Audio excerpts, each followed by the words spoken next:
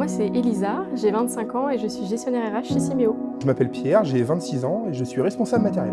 Alors, je m'appelle Mathias Bossard, j'ai 20 ans, je suis en licence pro GTECCD à Saint-Nazaire et je suis en tant que coffreur blancheur chez Simeo Construction. Alors en deuxième année de master, pour mes recherches d'alternance, j'ai de la famille à moi dans le bâtiment qui m'a parlé d'une entreprise qui recrutait énormément à ce moment-là. Donc j'ai postulé chez Simeo en candidature spontanée sans savoir qu'ils recherchaient quelqu'un en alternance. J'ai échangé avec elle pour voir ce qui l'intéressait. Le but, c'est vraiment de partager toutes les tâches que je faisais et en fonction de sa motivation, de lui faire voir vraiment toute la fonction.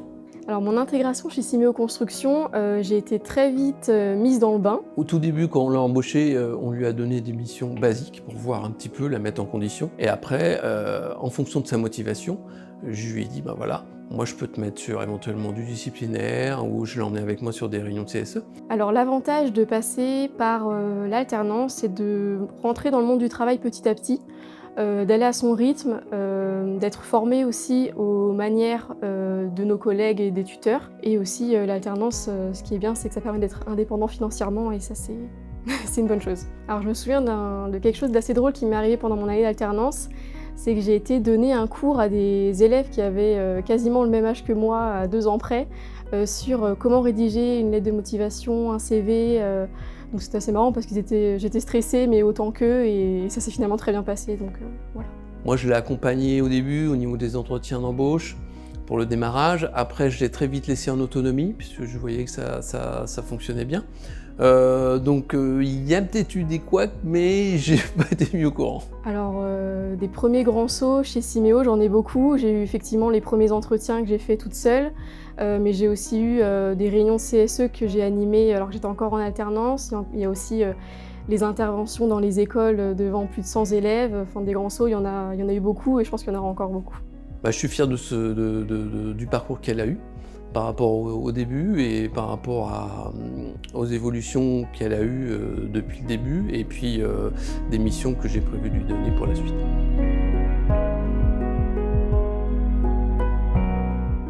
Lors d'un stage de BTS première année, qu'on devait effectuer en fait en entreprise, j'ai découvert l'entreprise Bougo et j'ai gardé de bons contacts, que ce soit avec Gwen ou Michael. J'ai recontacté Gwen et du coup il m'a pris en alternance en 2019. Le choix de prendre un apprenti a été porté par le fait que l'entreprise était en pleine croissance. Notre volonté a été plutôt de former un jeune qui puisse intégrer les équipes dans un second temps et de lui inculquer la culture de l'entreprise. Moi, ce que je cherchais, c'était vraiment signer un CDI parce que je voulais vraiment rentrer dans le monde du travail. Pour un apprenti, en fait, ce qui est bien, c'est que d'un côté, on peut avoir un diplôme et de l'autre côté, on est en train d'apprendre et de découvrir un métier. Donc en fait, on travaille sur deux cordes différentes et c'est là l'avantage des apprentis, quoi. Alors la difficulté que j'ai pu rencontrer avec Pierre, ça a été plutôt de gérer ses absences finalement, parce qu'il s'est montré tellement intégré, pleinement intégré et concerné par son travail dès le départ qu'en fait on l'a tous vite considéré comme un collègue à part entière. Aujourd'hui on a plus de responsabilités que quand on est arrivé en tant qu'apprenti, mais j'aime bien justement. Je trouve que c'est un challenge tous les jours. Alors est-ce que je suis fier de Pierre?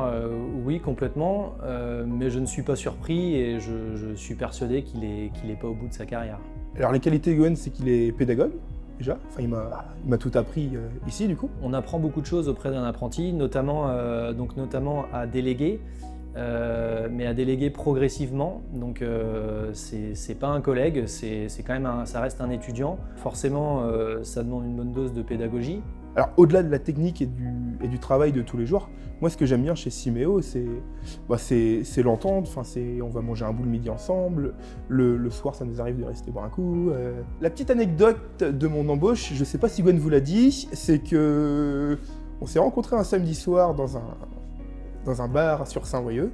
Et j'ai réussi à le convaincre en fait en le rencontrant dans un bar un soir. Je savais qu'il postulait. 15 jours après, j'étais en entretien avec lui, donc à Jugon-les-Lacs. Ça reste une bonne soirée pour tous les deux, je pense.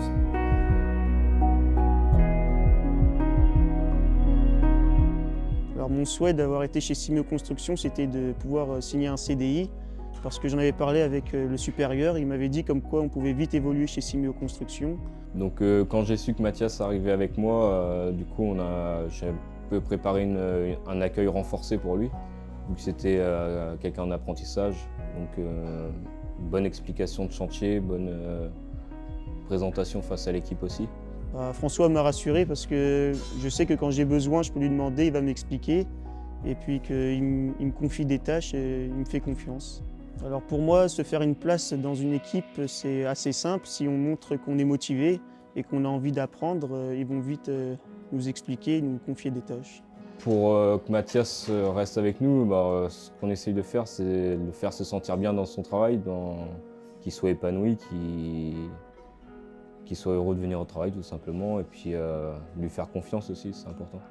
L'apprentissage, on apprend beaucoup. Le côté manuel, c'est important. En septembre, je signe mon CDI, donc je me sens apte à réaliser les tâches qu'on me demande.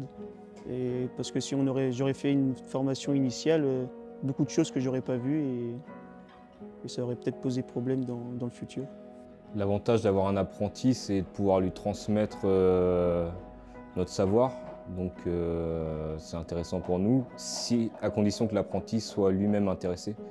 C'est ça qui est important, il faut quelqu'un de motivé et qui a envie de travailler, quoi. 2 semaines après mon arrivée dans l'entreprise, j'ai un collègue qui était absent pour X raisons et on m'a mis tout seul au ferraillage d'un plancher. Donc je me suis retrouvé tout seul avec un stagiaire à ferrailler un plancher, donc j'ai dû transmettre mon savoir-faire. Mathias, c'est un jeune qui est très motivé. Donc il a envie de travailler, il a envie d'apprendre, il veut bien faire, donc c'est super important pour nous. C'est des profils comme ça qu'on recherche. L'apprentissage, ça l'a aidé à s'affirmer un peu. Je ne connais pas un gars de l'équipe qui ne veut pas travailler avec lui, donc c'est quelqu'un qui a sa place à part entière dans l'équipe. Simeo Construction, pour un jeune qui cherche l'apprentissage, c'est une très bonne entreprise. Comme je l'ai dit, il va pouvoir vite monter en échelon. C'est une entreprise assez jeune qui aime transmettre son savoir-faire et qui s'agrandit de plus en plus. S'il y a un jeune dans mon entourage qui cherche un apprentissage, forcément je lui conseillerais Simeo parce que c'est une entreprise où il y a une bonne ambiance à tous les niveaux et il y a des perspectives d'évolution qui sont énormes. L'entreprise est en pleine croissance, donc il ne faut pas hésiter, il faut venir.